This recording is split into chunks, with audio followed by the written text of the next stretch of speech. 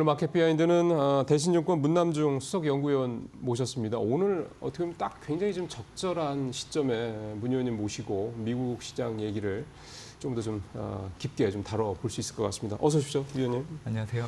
오늘 많이 떨어져서요. 그리고 이제 국채금리도 많이 올랐고. 네. 어떻게 보면 이제 시장에서 별로 안 좋아하는 그런 내용들이 되게 좀 많이 나온 것 같습니다. 네.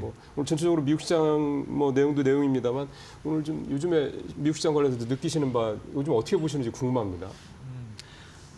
아무래도 지난해 12월 17일 이후로 미국 증시의 상승이 좀 제한되는 부분들이 좀 나타나고 있습니다. 왜 17일을 딱 찍으셔요?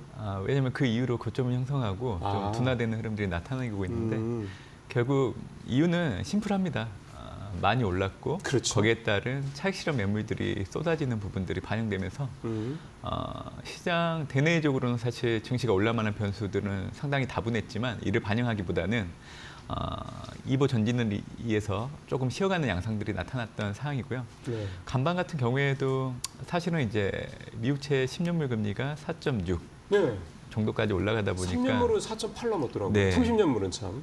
그러다 보니까 이제 심리가 좀 위축된 부분들이 있는데요. 결국 그 바탕에는 경제 지표가 있었던 것 같습니다. 11월 구인 건수가 사실 시장 예상치를 좀 상회를 했고요. 예. 그러다 보니까 이제 연준의 통화 정책 역시 속도 조절로 기결될 수 있다라는 해석으로 좀 된 것 같고요. 연준 금리 쪽이랑 연결이 되니까요. 네. 네. 그리고 이제 ISM 12월 서비스업 지수 역시 예상치를 상회하면서 미국의 견고한 경기를 또 다시 한번 확인해 줬기 때문에 예.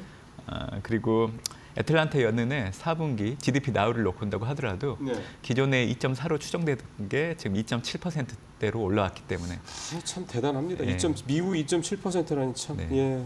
결국 이 지표들을 보면 경기는 견고하고 또 고용시장은 좀 호조를 보이고 있고 그러니까 연준이 올해 금리 인하를 예전만큼 하지 못할 거라는 그 해석으로 옮겨가면서 이제 증시가 하락을 했는데요.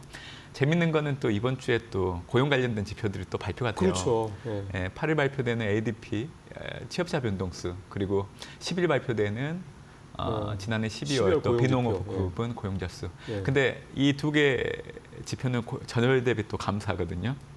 이 얘기는 뭐예요? 결국에는 연준이 다시금 금리 인하 횟수를 좀 높여가지 않을까라고 해석할 수 있거든요. 해석을 할 수 있겠고. 그래서 아마 이번 주는 전일과 같은 흐름들이 계속 이어지기보다는 8일 발표되는 ADP 취업자 변동하고 예. 10일 발표되는 지난해 12월 비농업 부분 고용자 수 결과를 확인하게 된다고 하면 이번 달에 또 1월 FMC를 앞두고 있는 상황이기 그렇죠. 때문에 다시금 좀 매파적으로 해석됐던 연준의 통화 정책 기조가 비둘기적으로 바뀔 여지가 있습니다. 그래서 투자자 여러분들은 앞으로 좀 미국 증시가 흔들리지 않을까라는 생각보다는 오히려 좋은 대상들을 좀 살 수 있는 기회로 좀 염두에 두시면 좋을 것 같고요. 지난 간밤 보면 미국의 빅테크 관련된 기업들 하락을 했는데 많이 떨어졌죠. 예, 사실 저는 좀 늘려야 되는 기회라고 생각을 해요. 오히려? 예, 왜냐하면 올해 연간을 놓고 온다고 하면 미국 증시는 연초 이후부터 연말까지 꾸준하게 올라가는 장을 염두에 둘 수 있다고 보고 있고요. 네. 그 바탕에는 재작년 10월 말 이후부터 미국 증시가 상승할 수 있었던 그 견인을 동력은 하나입니다. 실질 정책 금리가 플러스로 바뀐 부분. 그러니까 정책 금리보다는 소비자 물가가 하회하고 있는 구간들이 지금 계속 유지되고 있기 때문에 네. 연준의 금리 인하 횟수가 과거보다는 줄어들 여지는 있긴 있어요. 네. 왜냐하면 이미 연준이 금리 인하 사이클에 진입을 했다라는 거는 이제는 연준이 통화 정책을 결정할 때 더 이상 물가를 예전만큼 그렇죠. 가중치를 두지 않는다는 그렇죠. 얘기예요. 그렇죠. 그래서 앞으로는 고용 지표가 되게 중요한데 사실 주간에 발표되는 고용 관련된 지표는 그렇게 의미는 없어요. 중요한 거는 매달 한 번씩 발표되는 이번 주 같은 경우에는 10일 발표되는 지난해 12월 비농업 부분 고용자 수, 실업률, 시간당 평균 임금이 중요하다라고 생각을 하고 있기 때문에 그래서 저는 1월 FMC를 지나고 나면 다시금 올해 연준이 시장에서는 금리 인하 횟수를 지금 2번 정도 생각하잖아요.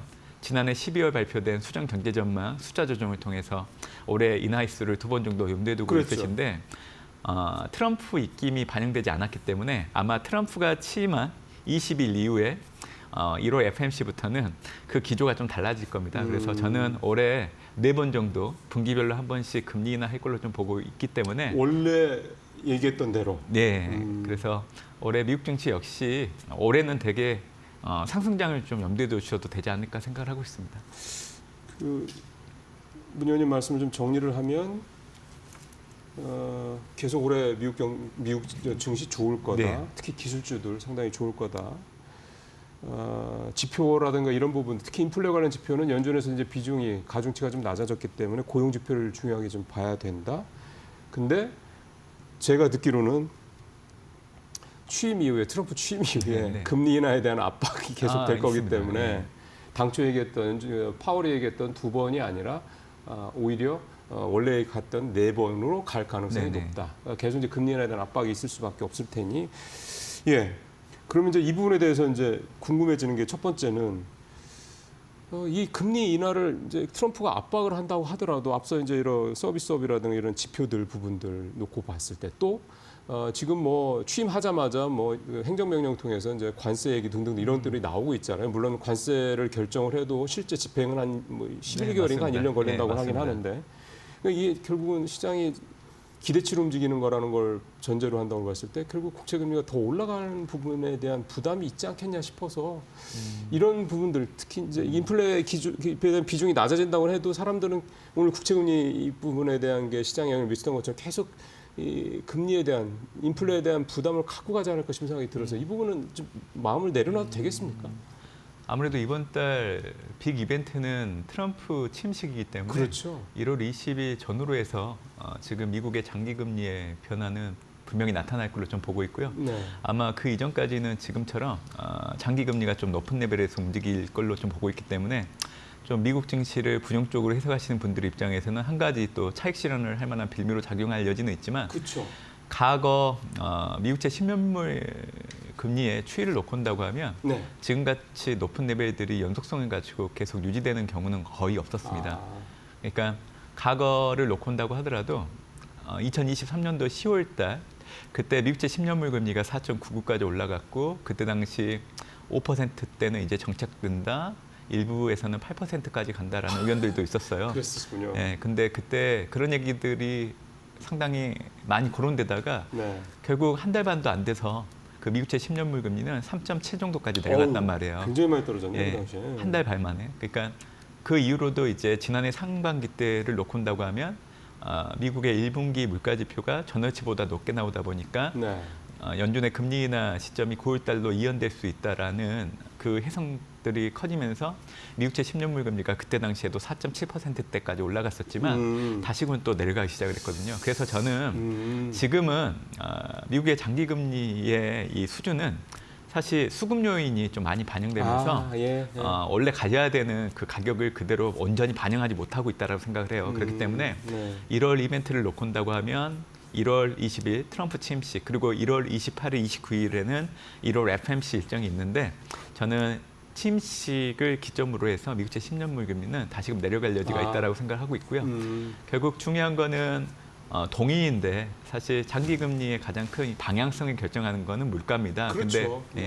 근데 물가는 잘 떨어지고 있거든요. 근데 시장에서 해석하는 게 과거의 잣대에 두고 해석을 하시다 보니까 그렇죠. 네. 물가의 경직성이라는 부분들을 얘기하고 계시는데 중요한 거는 이미 금리 인하 사이클이 시작됐기 때문에 올해부터는 금리가 내려가는 폭보다는 지금 현재 금리의 레벨이 되게 중요한 거예요. 그래서 연준의 물가 안정 목표치가 2%인데 네. 지금 PCE를 기준으로 나오고 있는 결과치들은 2에서 2.5 사이 나오고 있거든요. 네. 사실은 거의 근접을 하고 있는 그런 거죠. 상황이에요. 네. 이런 상황이라고 하면 굳이 물가를 가지고 연준의 통화정책 횟수가 올해 더 줄어들 수 있다라고 해석할 필요는 없어요. 특히 올해는 트럼프가 당선됐기 때문에 트럼프는 분명히 연준의 중립성을 훼손시키는 발언들을 할 수밖에 없어요. 왜냐하면 올해 취임하고 나서 트럼프가 당장 쓸 수 있는 정책 카드가 없어요. 아까 앵커님도 얘기해 주셨지만 네. 간세부가 같은 것도 사실은 지금 미국채 10년물 금리가 4.6%대까지 올라오게 된 가장 큰 동인인데 그렇죠. 이게 프로세스를 거치다 보면 이게 실질적으로 시행되는 시점이 빠르면 올해 4분기 그리고 늦어지면 내년에야 그렇죠. 관세부가 돼요. 그러니까 주식시장은 기대를 반영하면서 먼저 움직이긴 하거든요. 근데 제가 제일 안타깝게 생각하는 게 지난해 미국 대선 전, 한 달 전부터 사실 트럼프 트레이드를 반영하면서 지금의 경제지표 수준들이 대부분 결정이 돼버리고 있는 게 되게 안타까운 거예요. 네. 실질적으로 일어나고 있는 행위는 전혀 없거든요. 그래서 저는 좀 그런 부분들에 대해서는 좀 아쉽게 생각하는 부분들이 있습니다. 예. 근데 사실 저는 지금 문 의원님 말씀 들으면서 드는 생각이 왜 사람들이 자꾸 이제 이 금리 물가가 오를 것이다. 그러니까 트럼프의 이제 집권을 하고 관세를 보편 관세를 부과하고 그래서 국채 금리가 오르고 그래서 인플레를 자극하고 그래서 이제 연준이 금리를 내리고 싶은 만큼 못 내리고 등등등 뭐 이런 식의 이제 구조를 계속 생각을 해서 그게 이제 조정의 빌미를 그러니까 조정이라기보다는 이제 주가 하락의 빌미를 제공하는 그런 식이잖아요. 오늘도 마찬가지입니다만. 그럼 이 고평가 부분, 그러니까 이 주식 그게 그런 그 기저에 깔리는 게 저는 결국은 미국 시장이 많이 올라와서 부담스럽다라는 이 가격에 대한 부담이 깔리는 게 아니라는 생각이 좀 들거든요. 왜 또 그 말씀을 드리냐면 오늘 아침에 새벽에 나온 기사 보니까 리사쿡 연준 이사가 미국 시장 너무 고평가돼 있어라고 경고를 또 했단 말이죠. 그러니까 이런 얘기들이 나오는 걸 보면 아, 연준 이사가 저런 얘기를 하는데 저거 뭐 좀 우리가 좀 뭐 좀 믿어야 되는 거 아니야? 이렇게 또 생각을 할 수도 있단 말이죠. 제가 보기에는 S&P 500의 EPS 추이 같은 것들은 고려하지 않으셨을 거예요. 아마 뭐 이런 매크로 변수를 중심으로 지금 현재 미국 증시의 가격 지수만 놓고 그런 얘기를 좀 하실 수는 있다 생각하고. 그러니까 지수가 이렇게 오른 것만 본다 이거죠. 제가 이제 그 얘기 관련해서 얘기를 드리고 싶은 거는 그동안 미국 증시가 올라가는 그 축에는 사실 경기가 이익이었습니다. 근데 팬데믹 이후에 뭐 물가 통화 정책이란 부분들이 상당히 중요시했기 때문에 약간 소외된 부분들은 분명히 있었어요. 지난해 같은 경우에도 S&P 500의 EPS 증가율은 계속 상향 조정이 됐는데 전년과 비교를 해보면 9.5% 증가를 했습니다. 이게 과거 10년 데이터를 비교를 해보면 과거 10년 데이터가 8%거든요. 그러니까 이를 좋네요. 상회를 하고 있는 거고요. 또 이를 주도하고 있는 섹터를 놓고 본다고 하면 우리 한국 투자자분들이 좋아하는 커뮤니케이션, IT, 그리고 금융, 뭐 유틸리티라는 그 섹터들이 S&P 500의 EPS 증가율을 견인했던 대표적인 섹터이긴 합니다. 근데 작년 같은 경우에는 9.5% 증익이 일어날 때 S&P 500 지수가 6,000선 정도까지 올라와 있거든요. 근데 올해 같은 경우에는 2025년도 S&P 500의 EPS 증가율은 14.9%로 증가를 합니다. 14.9. 작년에 9.5% 과거 평균을 상회했는데 올해 같은 경우에도 이제 14.9% 증가를 하죠. 오, 그러면 이건 거의 50%가 는다는 얘기잖아요. 네, 결국 가격 지수를 보지 마시고 주가가 올라가더라도 실적이 뒷받침되면 그렇죠, 그 밸류에이션을 정당화할 수 있거든요. 그래서 지금 주요 IB들이 S&P 500의 올해 연말 목표치를 평균적으로 놓고 온다고 하면 거의 6,500선 수준까지 제시를 하고 있어요. 그렇기 때문에 일부 가장 많이 부른 데는 7,100까지 부른 데도 있고요.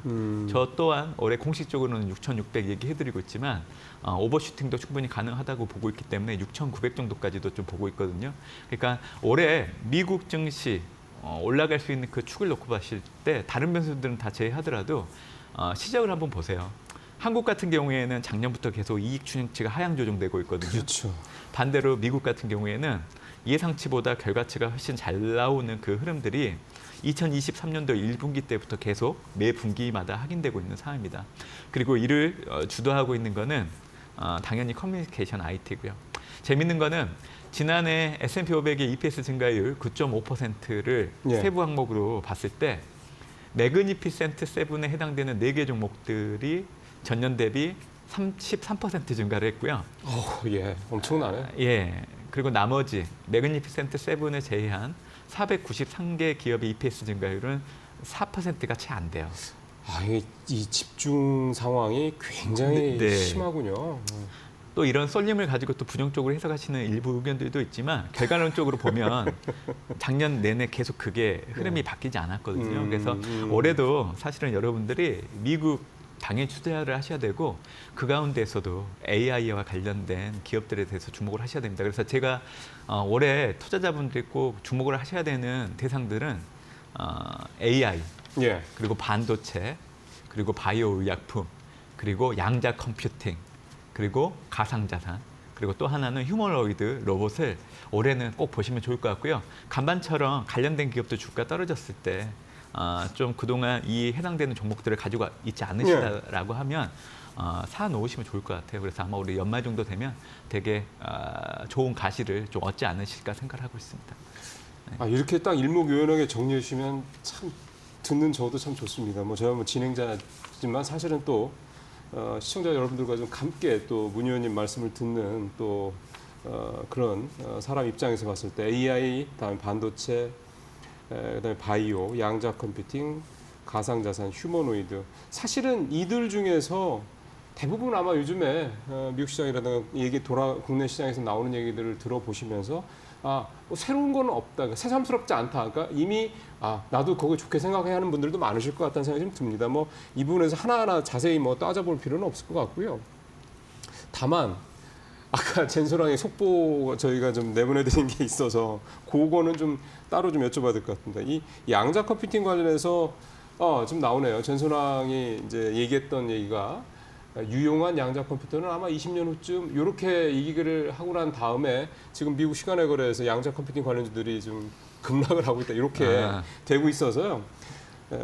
뭐 젠소랑 얘기를 뭐 굳이 우리가 뭐 해설까지 할 필요는 없습니다만 이 양자 컴퓨팅 관련해서 뭐 젠소랑이 저런 얘기도 하는데 요즘에도 주가도 많이 올랐고 그래서 문 의원님이 조금 뭔가 조언을 좀 해주시면 좋을 것 같은데 어떻게 좀 접근하면 좋을까? 이렇게 좀 사실은 재무적인 실적도 별로 안 좋고 실체가 딱히 눈에 보이지 않는 상황인데 이 양자 컴퓨팅 이렇게 주가가 뜨고 어떻게 접근하면 좋겠습니까? 전 참고로 지금 잭슨 항이 얘기하는 거 들어보면 올해 엔비디아의 그 경영 상황이 좀 다급해질 수 있는 상황에 좀 놓여 있지 않나라는 생각을 해요. 이거 갑자기 또 다른 말씀이신가요? 다른 얘기죠. 네. 지금 이제 언론 보도에서는 네. 이번에 CES를 통해서 8년 만에 잭슨 항이 기조연설로 나섰기 때문에 어떤 얘기를 할까 되게 관심이 많이 가지시는데요. 사실 작년까지 엔비디아 주가 되게 좋았죠. 그렇죠. 왜냐하면 AI 서비스를 구현하는 단계를 놓고 본다고 하면 학습용에서 서버양으로 많은 그렇죠. GPU를 매출을 일으켰기 때문에. 근데 사실 출원용으로 가기 위한 전 단계이기 때문에 지금은 인프라를 구축하는 단계입니다. 근데 현재 그 인프라가 어느 정도 확충됐기 때문에 그렇죠. 올해부터는 사실 학습용이 아니라 출원용이 가셔야 돼요. 그래서 이번에도 CES를 놓고 온다고 하면 작년까지만 하더라도 어떻게 보면 이제 그 AI와 관련된 부분들이 어떤 식으로 유형들이 있는지에 대한 부분들을 맛보기로 보여주는 형태였다라고 하면 작년까지는. 근데 올해부터는 현실 문제를 해결하는 거를 보여주겠다라는 게 지금 초점이 되어 있거든요. 그러니까 이제 소비자 단 일상생활에서 어떻게 AI가 그렇죠. 적용이 되느냐. 예. 그 얘기는 결국 학습용에서 이제는 출원용으로 넘어간다라는 겁니다. 그렇게 된다고 하면 GPU는 예전만큼 그렇게 팔리지가 않아요. 이 얘기는 결국 한국의 HBM 공급 역시 과거보다 매출이 늘어나진 않을 여지가 있다는 건데 그게 빠르면 올해부터 아니면 늦어도 내년부터는 시작될 수 있다는 얘기입니다. 결국 출원용으로 가게 된다고 하면 그 AI 반도체가 2세대 반도체, 3세대 반도체로 가야 되는데 2세대 반도체라는 거는 결국 주문형 반도체. 그러니까 미국으로 따지면 브로드컴이 지금 설계하고 있는 ASIC 매출이 올해부터 상당히 많이 커질 거예요. 사실 ASIC의 단점은 만드는데 오래 걸리고 한번 만들면 수정이 어려워요. 그러다 보니까 이에 대한 단점을 보완한 게 2세대 반도체 내에서 FPGA예요. 당연히 ASIC도 잘 팔리겠지만 FPGA가 더 많이 팔리겠죠. 그러니까 ASIC를 주도하는 건 브로드컴이고요. FPGA를 주도하는 거는 자일링스를 인수한 AMD, 인텔이고요. 그리고 이 2세대 반도체를 적용하고 있는 제품군을 놓고 온다고 하면 아이폰에 들어가고 있고요. 구글 역시 생성형, 인공지능 관련된 개발에 사용을 하고 있고 지금 전기차 관련해서는 테슬라에 들어가는 자율주행 칩이 대표적인 겁니다. 그래서 앞으로는 2세대 반도체에 해당되는 ASIC, FPGA 판매가 많이 늘어날 거예요. 이게 출원용이다 이 말씀이신 거죠? 예, 그렇죠. 다만 엔비디아 GPU도 팔리기는 계속 팔릴 거예요. 네. 하지만 매출액 증가율을 놓고 본다고 하면 지난해가 160% 정도 증가를 했는데 올해부터는 60%대로 뚝 떨어져요. 그러면 투자자들 입장에서는 이 매출액 증가율이 급감한다? 이게 바로 엔비디아 주가를 앞으로 긍정적으로 보지 못하는 겁니다. 그래서 사실은 지금 AI 관련해서 그 다음 첨단 산업 단계가 양자 컴퓨팅인데 제가 이제 엔비디아의 어떤 구체적인 사업 내용까지는 잘 모르겠지만 양자 컴퓨팅에 대응할 수 있는 부분들이 지금 현재 어느 정도까지 마련됐는지는 몰라요. 근데 지금 보면 양자 컴퓨팅이 20년 뒤에 이게 뭐 가셔야 될 거라고 얘기하고 있는데 제가 보기에는 저거는 이제 본인들의 사업 영역이 아직 준비되지 않았다라는 걸 보여주는 것 같아요. 참고로 양자 컴퓨팅은 엔비디아가 얘기할 게 아니에요. 아이온큐 같은 미국에 해당되는 기업들이 그거는 맞죠. 전망을 하는 게 맞는 거고요. 네. 사실 댄슨왕이 양자 컴퓨팅 관련해서 20년 뒤에 유용할 거라고 얘기하는 거는 그냥 참고하는 정도로 좀 보셔도 될 것 같아요. 예. 예. 미국 시장에서 좀 애프터마켓에서 급락을 하고 있다고 하는데 문 의원님 말씀은 거꾸로는 저게 젠슨왕이 사실 양자 컴퓨팅에 대해서 저렇게 얘기할 수 있는 뭐 위치는 아니다. 이 양자 컴퓨팅을 하는 회사는 아니기 때문에 그런 부분도 있고 또 하나는 이게 사실 이게 더 중요한 말씀인 것 같습니다. 작년까지는 이제 학습 쪽이었다면 이제는 추론으로 확실히 좀 무게가 옮겨갔고 그러다 보니 GPU 쪽 같은 이런 학습용보다는 ASIC 또는 FPGA 쪽으로 이제 이 추론용 반도체 쪽으로 무게 중심이 이동한다. 그에 따른 영향도 필요할 것 같다. 이렇게 좀 볼 수가 있겠습니다. 예, 지금 뭐 이제 시간이 다 돼서요. 오늘 대신권 문 의원님하고는 이 정도 마무리를 좀 하면 될 것 같습니다. 이제 한 달에 한 번씩 오시는 게 참 아쉽긴 합니다만 그래도 이게 무게감 있는 이런 또 좀 말씀들, 전망들을 해주셔서 여러분들 투자하시는데 좋은 참고가 되길 바라겠습니다. 문 의원님 말씀 감사합니다. 감사합니다.